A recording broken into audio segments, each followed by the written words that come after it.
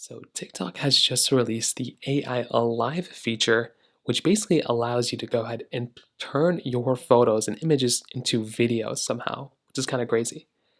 Now, to do this is actually pretty basic with varying success.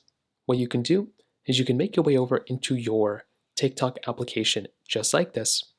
And what you want to do is you want to click on the inbox button that's at the bottom. So then you'll come into this page. What you want to do here is you want to click on this blue, arrow option, whatever this thing is called right here, and you want to tap on create. Now it's going to allow you to bring in an image. So in this case, you can bring in whatever image you want to, just make sure it's kind of appropriate for TikTok. So bring it in, and then you're going to see this AI Alive option, which is right here. So if you don't see it, you can restart TikTok or you can just update TikTok. So go ahead and click on AI Alive, and then it'll say you can write a prompt for it to do whatever you want it to do. So in this, I can say, make this photo come alive. So I can click on send, and I can send out this particular thing to get processed. So now what you can do is you can just stay within this page right here, and it will go ahead and actually create these prompts to go ahead and actually make your photo come alive.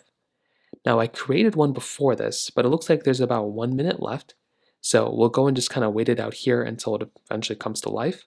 But that's basically how you can do it. And then this is kind of the finished product, I guess. So this is what it looks like.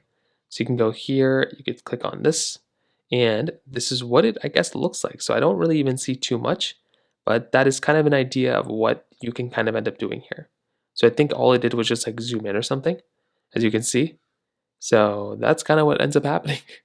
Kind of with varying success. I'm sure you can play around with it, but that's kind of what you can end up doing here. If you have any other thoughts or questions, please let me know in the comment section below. Hit the like button, that would mean so much, but definitely hit that subscribe button. More importantly than everything else, I love every single one of you guys.